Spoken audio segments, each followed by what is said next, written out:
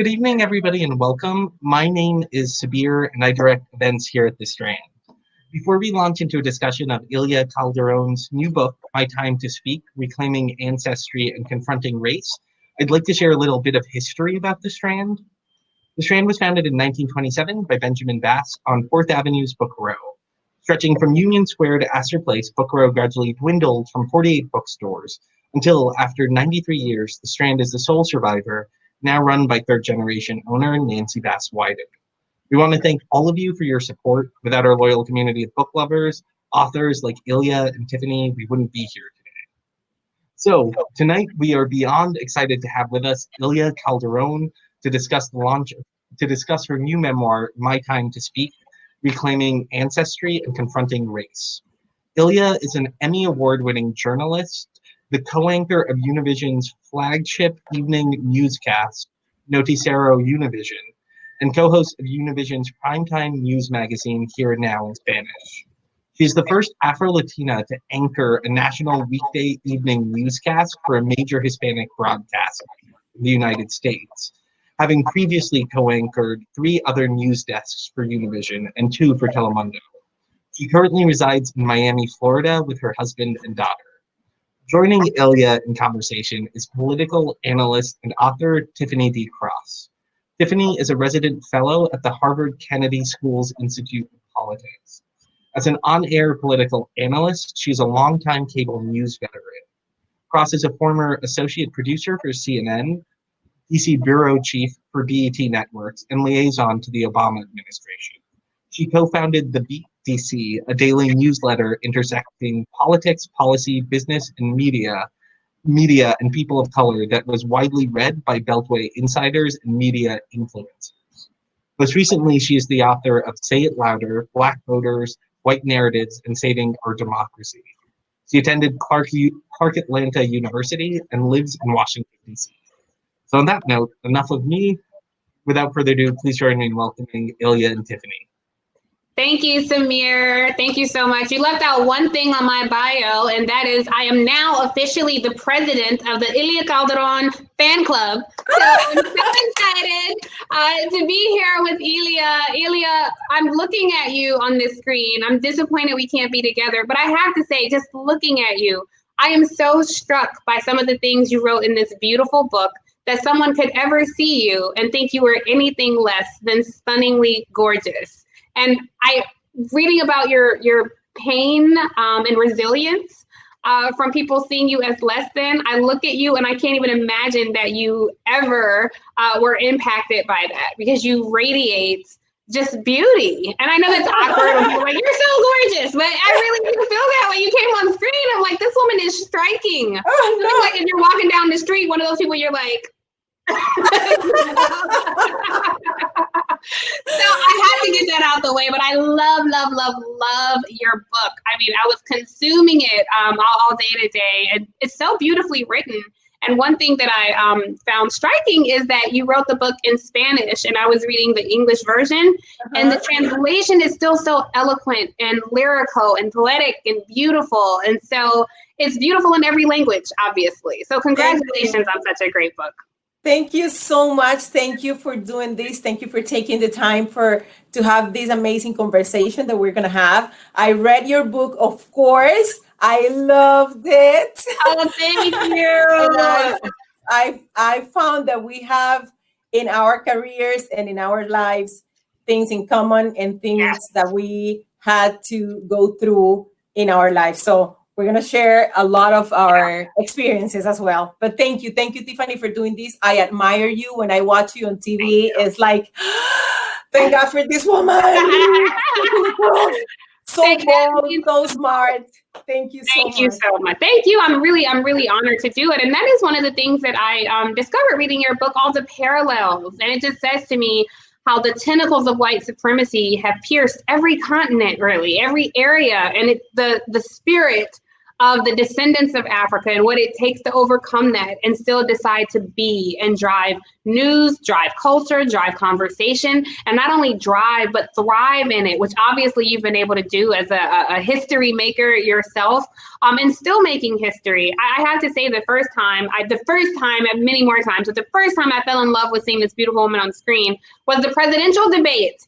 And I just thought, this woman being here, asking these questions and taking up space on this stage and having a presence sends a very strong message to America. And that is, we are in not a revolution, but an evolution. So you can either get on board with the new faces of America or get left behind. And you are very much that new face. But before you got to America, your time in Colombia, which I have to go, the way you describe your hometown, I mean, it sounds like an oasis. And you grew up impoverished, but probably wouldn't describe it as poor.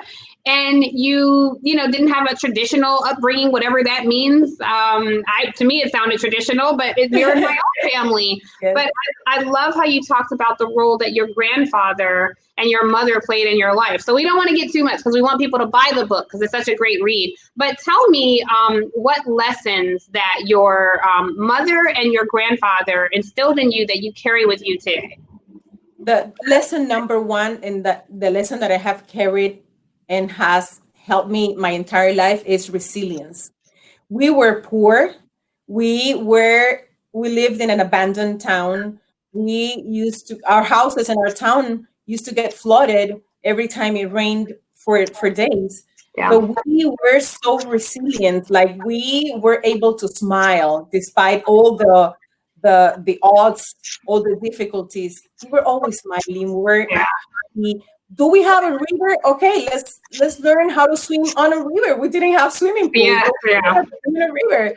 And do we have to walk to go to school? Well, let's walk, and have fun, kicking stones and, happy. Just finding the happy side of any bad situation. And people should know, when you say it rained, El Choco, where you grew up, is the land of 1,000 rains. So it was really raining, and your house used to flood, and you guys would have to bring up the furniture. So this is not, a little sprinkle here or two. This was real rain. But again, you survived. It's so often in life we have to sink or swim. And obviously you did that. So I hate when people give away everything in the book. So there are so many stories that you tell in it that I would ask about. But this one I have to ask about because it was a piece of advice that your mother gave you, which when I read it, I'm like, this is so beautiful. And then I tried to dissect it and think, how do I feel about this? And I want to get it correct. It says a woman has to be like a violet. The more discreet, the more appreciated and desired. So you and I work in a business where we are out front, in front of a camera. True. It was a lesson. You're women. So how do you reconcile that advice? Well, it was a lesson that actually my mom learned from her mom. And I remember my mom, when we used to have a balcony, and she was like, don't go there with those, wearing shorts. What else are you going to wear when it's too hot and humid? It's shorts and, t-shirts. And she's like, I don't want everybody to see your legs, and, don't show your body. You don't have to be so showy. Yeah. And not in a way that we need to feel bad for the bodies that we have, but it's just to preserve it for you, because your body is sacred. Yeah. I love that advice. And I was thinking maybe I should put on a blazer or something. You look beautiful. You know something? So I want to shout out. Go ahead. I used to tell her that I didn't like my bones here. And she used to tell me, you will find it beautiful when you grow up. And it's actually the part that I like the most from my body. You look Yes. amazing. You have beautiful, beautiful, beautiful lines. Thank you. And one thing I didn't realize is that you actually started out as a model, which is not surprising looking at you, but thankfully you made the jump to news because your voice and presence is so needed. Before I get to the next question, I do just want to shout out some people who are joining. Michael Barnes from New Jersey, we see you. Michelle in Brooklyn, New York, it's Brooklyn in the house. You can go anywhere in the world and ask that question and somebody will say, yep. Randy from the Bronx, we see you. Sydney loves hearing your English, so thank you, Sydney. And they say the translation by Cecilia Molinari. Just wanted to shout out somebody shouting out the people who translated your work. So thank you for that, and thank you guys for joining. And if you have questions, you can ask them, and somebody will filter and send them to me as you ask them. So thank you for watching, and feel free to weigh in the conversation, but for now you can eavesdrop on the conversation between Ilia and I. So one thing that I did note is you almost ended up in New York as a resident there, and you landed in Miami. How different do you think your career would have been had you gone to New York and not Miami? It was a jump that I wasn't expecting. When they offered me a job in the local station of Telemundo in New York, it's not what I was expecting. But I said, yes, I'm not going to say no to this opportunity to come from Colombia to the United States. I'll start in New York and I'll make it to the network. And when I received the proposal, the contract in my house, it was actually to anchor the weekend national news for the first time. Telemundo didn't have a news show on the weekends. So they were creating a show and they were bringing me to anchor that show. The person that made the decision is Joe Pernin. He is from New York. He is a professor at NYU and has been my mentor, and I call him forever boss. I love that. Well, I want to take a slight turn. I think the thing a lot of people may have questions about and curiosity about is your interview with the KKK. I just refuse to start out this beautiful conversation with that, with those hateful remarks that were made to you. But I have to say, so I read about the interview, and then I watched the interview in its entirety. And I do have some curiosity because as I'm seeing you, even though I know you're alive and well, but as I'm seeing you drive down this dark road in the deep forest and sit across from these people who were so incredibly disrespectful, my heart was beating like this. How afraid were you during that interview? Because watching you were headstrong and you looked him in his eye. And when he was saying, we're going to burn you out, I love how you leaned in and said, you're going to burn me out.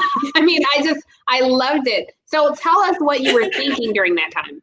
It was a very scary situation. We were only the four of us, two cameramen, the producer and myself, and we didn't have any security. That person was on probation at the moment that we decided to go to his house. It was solved after, but it was scary. It was scary. I stayed in the car. And what impacted me was when he saw me for the first time. Everything was set up. And when I walked in, he looked furious. Like, actually, he couldn't contain himself.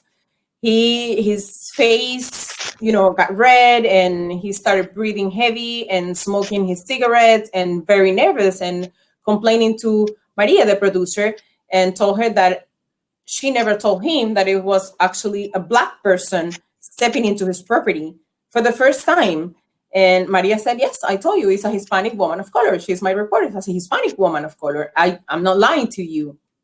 But he was just furious. And from there, it was hard for me to contain as a woman of color, as a Black woman. I could have jumped out of that chair over him and do something. But I was a reporter. I was a journalist that was doing a job that was my duty to bring a document to present to our community a reality that we are facing out there. So it was hard because for a moment, I could have lost my control. Yeah. Yeah, you handled yourself beautifully. And I've been on that side doing interviews where someone says something offensive and you have to maintain and breathe. And we're not afforded the opportunity to emotionally react. And I thought you handled it perfectly. One thing that I love about you and that you highlight in the book, you embrace who you are. And you wrote something that I thought I want to print it out and put it on my mirror. But you say my nose, my lips, my cheekbones, my hair, although there are 1,001 bloodlines running through my veins, everything in me screams Black and my African roots are undeniable. I think that's such a beautiful thing to capture in this book. And I say that because, as you well know, there are anti-Black movements in a lot of different communities, but there are also some movements that block up that are, anti-immigrants or, there's discord in the community sometimes where Black people feel like the Latino community, is getting resources or attention. And it's like, we are all descendants of Africa when you think about it. But even when people promote this idea, well, we're descendants of slaves. And I always have to correct people, what do you think the other Black people are in these countries? Your ancestors were slaves, As well. Yes, exactly. And not a lot of people know about the confluence of the African culture and the Latino culture. Not enough people in America know, unfortunately. So talk for a minute, if you will, about that and how it is navigating those two lanes in the United States.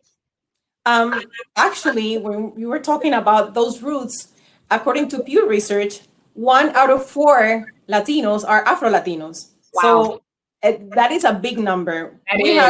We have our roots either indigenous or Black or both together and mixed.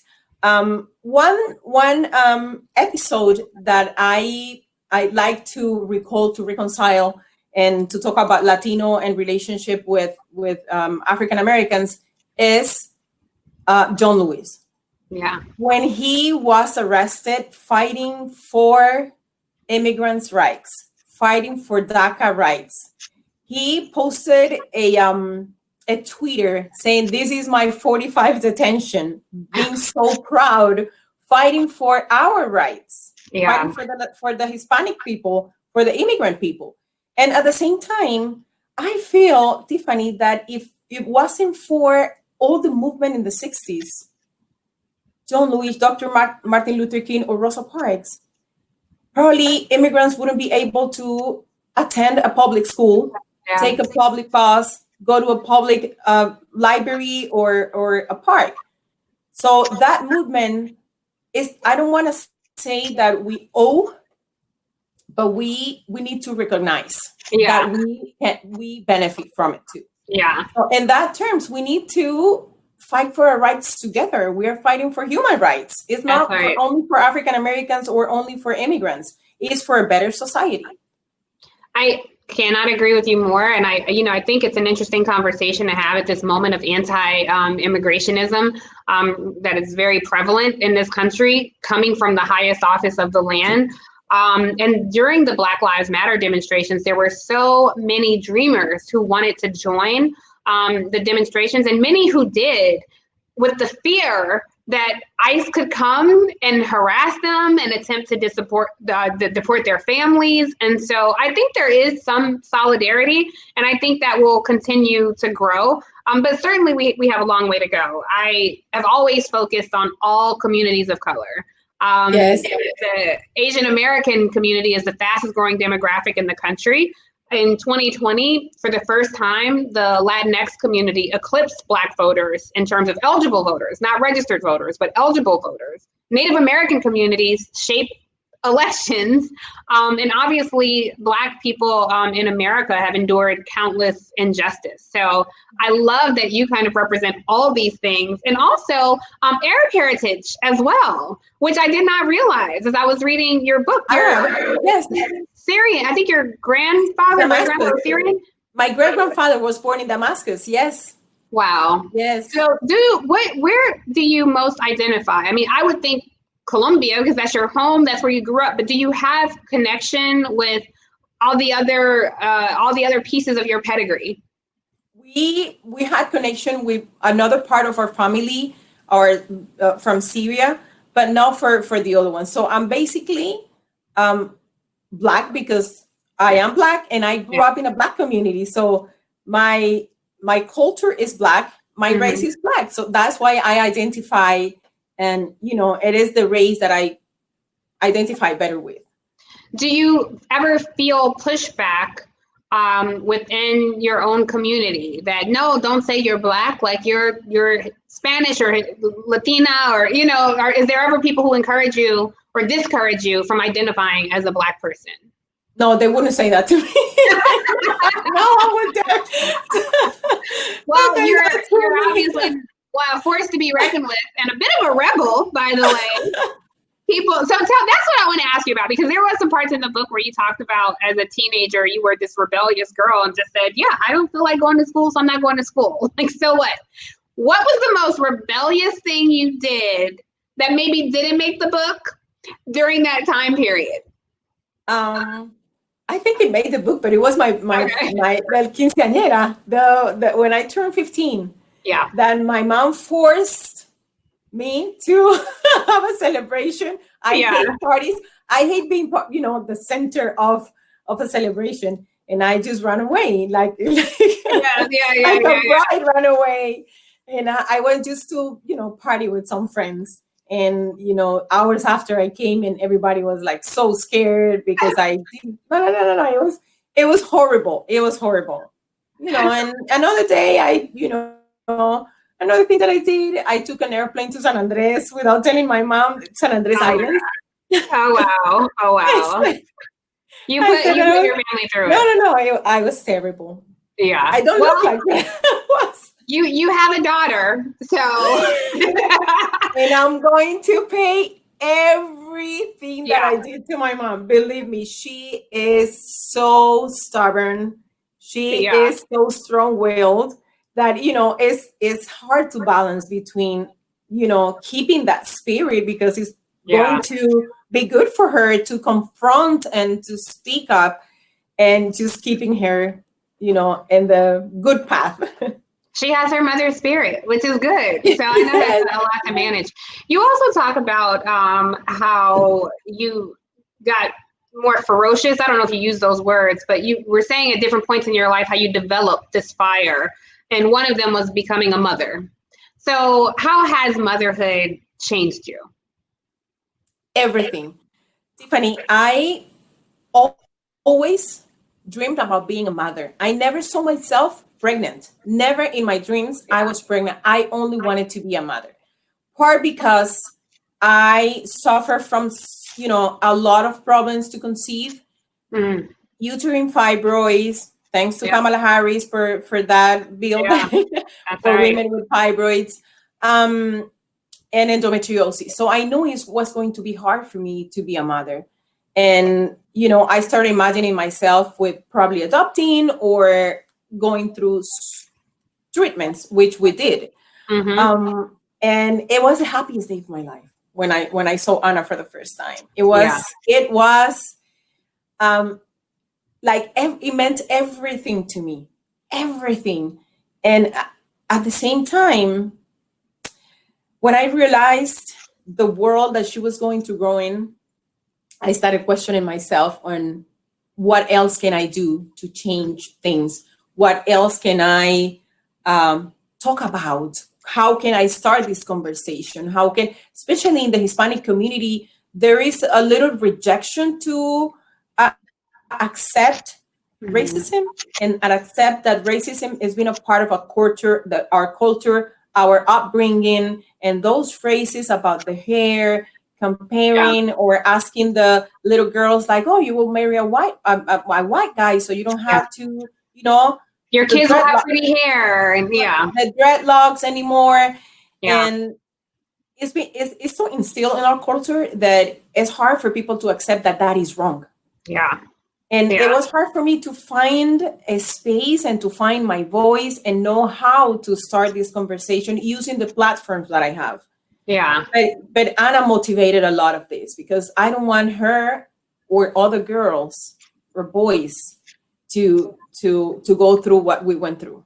Yeah, and your daughter is multiracial. Yes. So how do you raise her to identify, or is that something that you'll let her discover on her own? Because your husband, her father is Asian, right? Yes. And, yeah, and you are a Afro-Latina, and she is this beautiful young girl. And I wonder how she identifies herself, or she's too young to figure it out, I guess, at this point. No.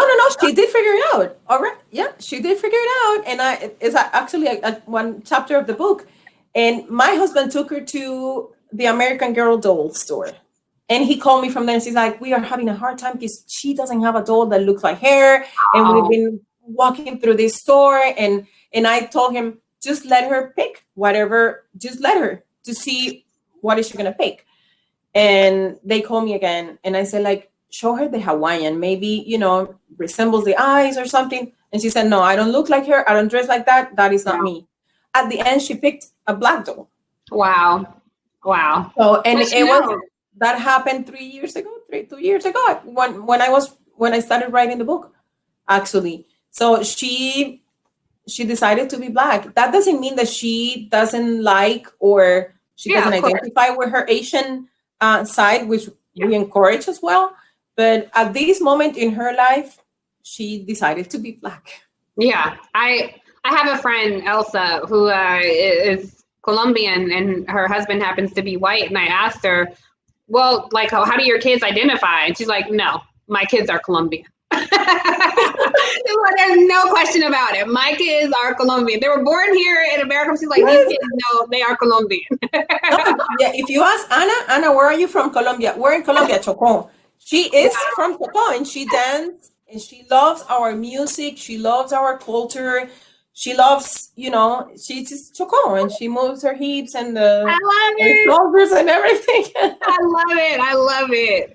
So because we both have a long news background, I want to switch gears and then talk about some news, because I wonder for you, when you show up, and I think the KKK interview was a great example, but you talk about, like, you want to be seen as a journalist and everything else second.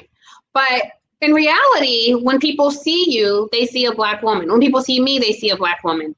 And so I always have to decide, how am I showing up? Am I showing up as a woman who happens to be Black? Because women face all types of discrimination. Am I showing up as a Black person who happens to be a woman?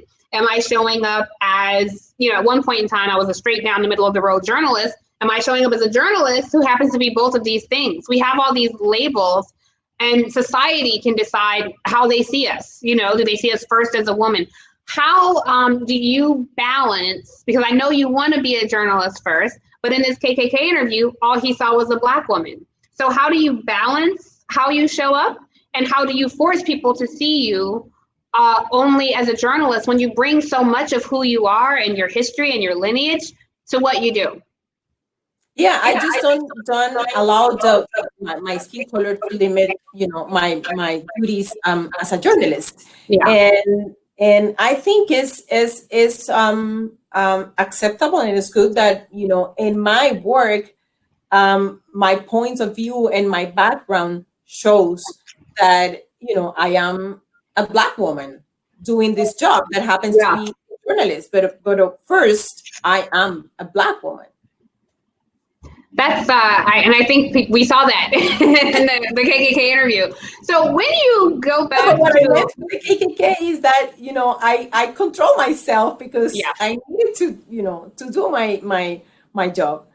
I mean, he hurled a racial slur at you right in the interview, and you said it was disgusting. But you said and handled yourself a lot better than most people could, because he wasn't worth your dignity. So you knew that. Thankfully, you maintained control. What today in the media, in the mainstream media in the U.S., what do you think the media gets wrong about the Latino community in the United States?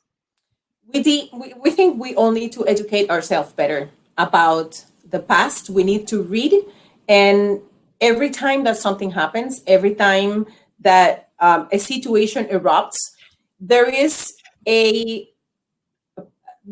past And there is a reason why something is going on. That is a reason why something is happening. So we need to go beyond what is just going on and educate ourselves and learn about the history and learn about why this is going on right now, what happened in the past, and learn about the differences and the difficulties that some ethnical and racial groups have had in the past, and that's why we can understand and show the situation, with all the context that needs to be learned by our audience.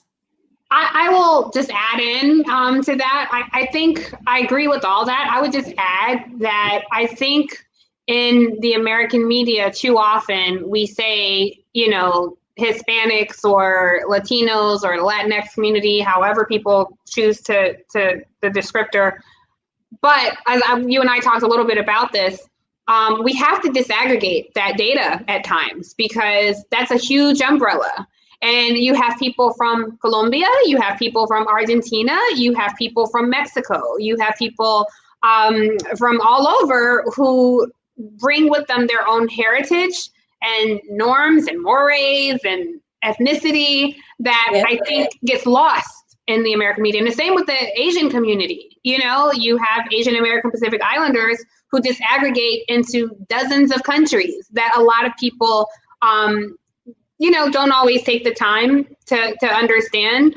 And so your experience as an Afro-Latina from Colombia might be different from someone as an Afro-Latina from Cuba, Yes, so I think there's disconnect at times. There is disconnect, and we need to, we need to accept that we need to learn more about we are not a monolith. Is it like that in at Univision and Telemundo? Like I would feel there it's a completely different, more inclusive space.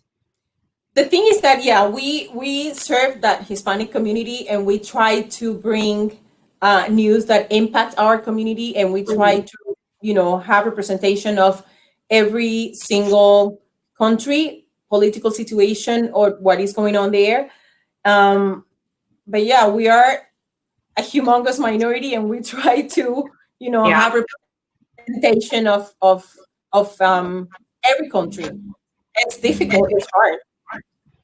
So I think here, one thing that I noticed is it took a long time for people to say emphatically, Donald Trump is a racist. When I first started saying that, it was years ago, and people, it was like, oh, that's so controversial. But 4 years later, you have finally, news reporters can say, like, yes, he made a racist comment, where before we would come up with every way to describe it. Is it like that for you, or do you feel like you still can't say that, but you can just present what he does and says, and let the audience decide? Or do you feel like you can say emphatically, no, the president of the United States, by evidence, by his words, his actions, his policies, is a racist? How do we can say that he made racist comments, or that his comments are offensive to certain community. We actually have said it. So it is what it is. Yeah, it is what it is, and we have to call it by its name. We have to call it by what it is. What it is. Yeah. It took a long time to get to that point. It took a long time. I don't know if it was because everybody was afraid. Yeah. Of because he is the president. But 2 days ago I was watching his interview with Axios. Mm-hmm. He said that he is the president that has helped the African American community better than any other president. And then at the end, when he asked him about John Lewis, he says, like, well, I don't know him. I don't know anything about him. Like John Lewis. Yeah. Right. So it tells you everything. So he basically erased what he said. Yeah. Well, we don't need to take up our time talking about him. No. But I'm curious your perspective. So at this time of this racial reckoning that we're seeing, that's definitely happening in America, but it's really a global movement of people trying to figure out how to ally. you actually had a white person ally for you early in your career that was actually to her own demise on some level. Can you tell us that story? Yes, her name is Pilar Vélez. She was an anchor for local news. I was an anchor for local news as well. And someone from national news, from the network, came to do a casting in Medellin. And they called everybody, like all the female anchors, because they were looking for female, but me. And I was the only Black anchor. And I didn't even know about the casting. No one told me about the casting. But when they did the casting, she said, I think we are missing somebody here. And please turn on the TV. And her news is right now. It was at 1 p.m. Her news is right now. And please, take a look at her. And they did. And they called me for the casting. And I landed the job. Wow. So for Pilar to take that moment and of honesty, even though I was a threat to the possibility of her becoming a national anchor, was amazing. She was my ally at that moment. And, but things are good to who does good. 3 months after, she started working with me. She was hired to work next to me. So if we had more allies in our lives, things would have been different, completely different. And since little kids, like, it's never too early to start talking to our kids, white kids or other races, about racism and about how, since they are little kids, they can become allies and speak up for someone when they see discrimination. Yeah, absolutely. I could not agree more. Now, you participated in one of the debates, as we talked about. I'm curious. I hope that you participate in another debate. We'll see what happens. But I would love to see you pose a question to Donald Trump. If you had one question to Donald Trump and one question to the presumptive Democratic nominee Joe Biden, what would your question to each of these men be? They can be the same question, or it can be different questions to either of them. I think we need to do different questions. Okay, fair enough. But I will definitely confront Donald Trump about him being racist. Really? Yeah, I will ask him. I will ask him directly if he considers himself a racist, and then if he says no, I mean, show him, fruits of, his comments and his politics that affect African Americans. And to Joe Biden, I don't know. What would I ask Joe Biden? Well, I mean, there are a lot of, it's so much with the policy, domestic policy happening here with Joe Biden. Yes. You know what I think, that both campaigns need to pay more attention to the Latino community, to the challenges of the Latino community in the United States. So I would probably ask him about that, and some promises that in Obama administrations were made to solve the immigrant situation, and he was part of the administration. And we didn't see anything in those 8 years. I think there are a lot of questions that the Latino community would have for Joe Biden. I don't know if I don't know if in the debate, when Dana asked him about a woman of color to run with him, I would love to ask him if he would choose a Hispanic woman of color. Yeah. An Afro-Latina. But there are not enough Afro-Latinas in Congress, and I'm trying to think if there are any. And Afro-Latinas in Congress. No. I don't think so, right? No. Yeah, I don't think so. We don't have. Yeah. We don't have. This is a conversation to have around policy and politics at multiple levels, because one thing that you wrote in your book that I didn't realize is the percentage of enslaved Africans who descended and landed in Colombia, Venezuela, and I think there was another country that you named. Brazil and Peru. We have from Argentina to Mexico. I think every country had Afro descendant communities, but in some countries, like for example, you will never imagine that there is a Black community in Argentina. We never know about them. Yeah, we barely even in our countries in Latin America, we barely know about the African communities in other countries. But Brazil has a big community as well. Venezuela as well. Colombia, we are a little bit less than 10% of the population. In Colombia, we are 50 million. We are undercounted. We are undercounted. We're like 5 million of African descendants in Colombia. That's a pretty big number in Colombia. And another thing that I thought was very parallel to the United States. And let me just say, if the audience has questions, I will ask them. So feel free to drop them now. But the parallel that I saw between what you talked about in Colombia and the United States is Colombia had a Black president who was essentially hidden from history. Tell us about that. From 157 years, his picture was never, growing up, I never knew we had a Black president. Never. It was never in the textbooks, in the history books, in our schools. So we didn't know until former President Santos decided to, clean the picture and the portraits and give him the space in the government house. But we didn't know about them. Not even in our Black communities, we were talked about a Black president, or we weren't talked about Bencos Biojo, who was an abolitionist, that did something similar to what's her name, Harriet Tubman. Yeah, Harriet Tubman. He did exactly the same thing that Harriet Tubman, and I was never taught that in school, at the level that should have been taught to us.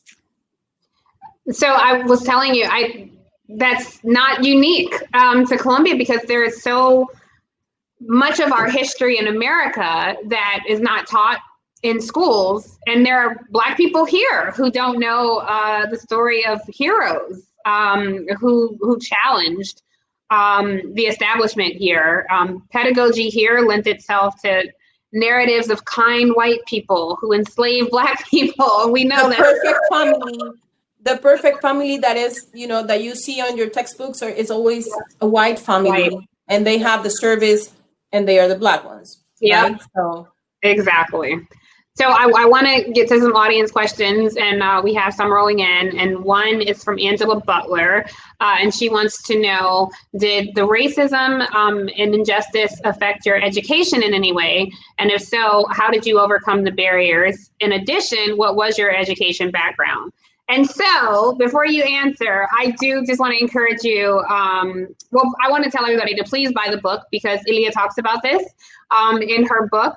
And there was, if you could, in your answer, just talk about the welcome reception you got when you went to school in Medellin from a older woman who was a bully. Okay, she was 17, and you were this beautiful little 11-year-old girl. But I'll let you tell the story.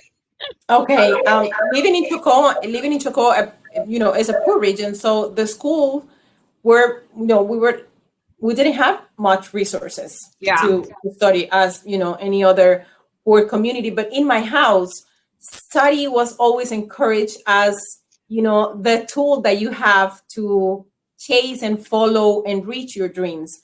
For us, it was important. First of all, my mom always told us, before you get pregnant, please, bring me a diploma.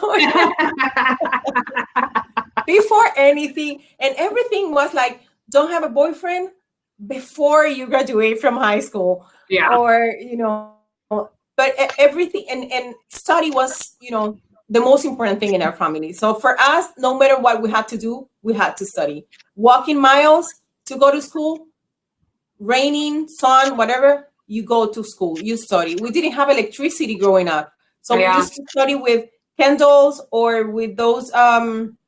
¿Cómo se llama? Kerosene. The kerosene. Like oil lamps, yes. The kerosene. The kerosene lamps.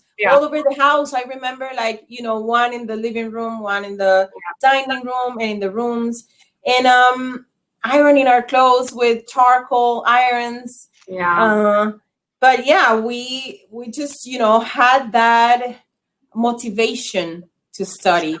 Going to Medellin when I was 10, and this is like Rebel Ilia, I told my mom, I don't want to study here. I want to have the opportunity to go to a school where I can, you know, learn better, or a school with more resources. With a lot of sacrifice, my mom sent me to live with her sister and her family, my aunts and my cousins.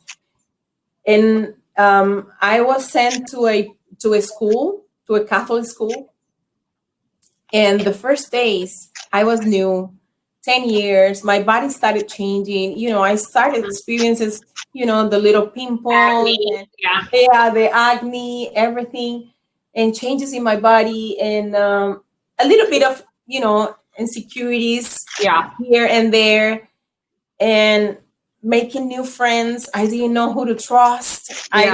No one looked like me. I was the only one Black in that school. So in the morning assembly, I was walking, and then one of the older girls, as I was passing by her, said, "Black, not even my horse."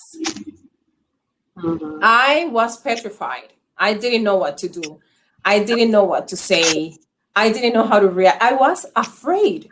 Afraid and alone. That was words, like afraid and alone. What am I going to do? And I kept that feeling and that moment to me so in deep that it was one of the hardest chapters to write. To go back to that moment, and I had to rewrite several times, because it was so hard. It was painful to read, because she not only said, "My horse isn't even Black," but she scoffed, like she moved, like you might touch her. And you were 11 and she was 17. And one of the interesting things that I thought that you noted is that most of the servants were in Colombia, and the service workers were Black. And that clearly she heard this from somebody in her family. She wasn't born feeling that way. She heard this, and someone, you know, she repeated that. It was learned behavior. The most interesting thing, and you guys, please buy this book, because the little bit that we're giving away is nothing compared to the other stories. But the most interesting thing to me that brought tears to my eyes, it was not what she said to you. It was that you decided to not even acknowledge her, and that you just kept walking forward. Like, I'm not even going to give you my dignity. And so often as Black women, and all people of color, particularly women of color, we have to make that choice that I can be disrespected, but I am going to rise above it. You went low and I'm going to go high. Even though everything in me says you went low and let me show you how lower I can go.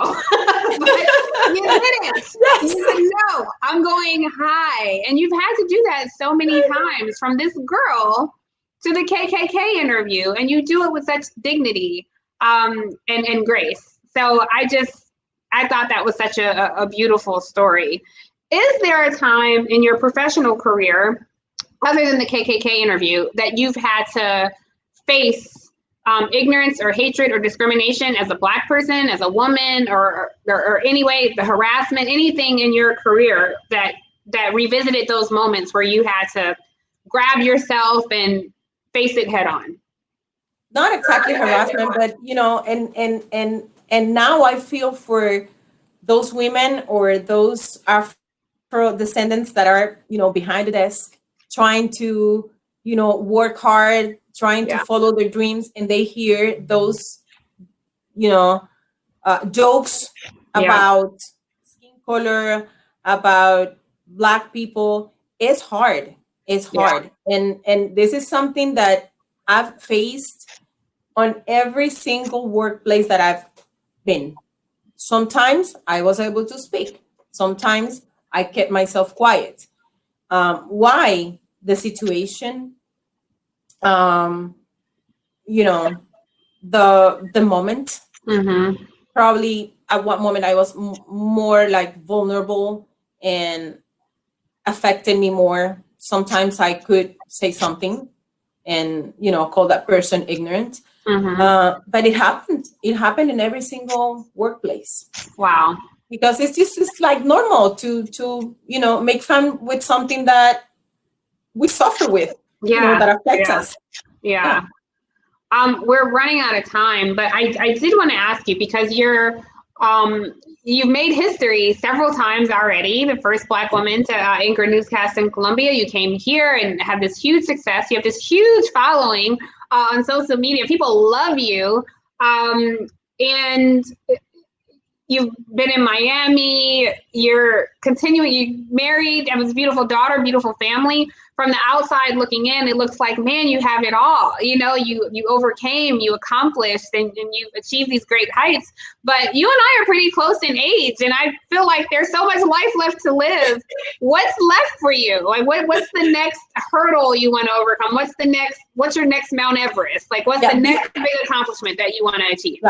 Before I move anywhere from this position, I need to make sure that more Black men or women have doors open in this business. Wow. That is my duty. I cannot go anywhere without making sure that the industry welcomes diversity. And part of all this conversation is not only encouraging our Black community to speak up and to defend their rights, but to the decision makers to be open and to be more inclusive. Mm-hmm. So I'm not going anywhere until I see more Black Afro-Latinos on TV. I think it says something that I'm asking you what you want to do, and your immediate thought is about the community and how to uplift the community. And I think that's beautiful.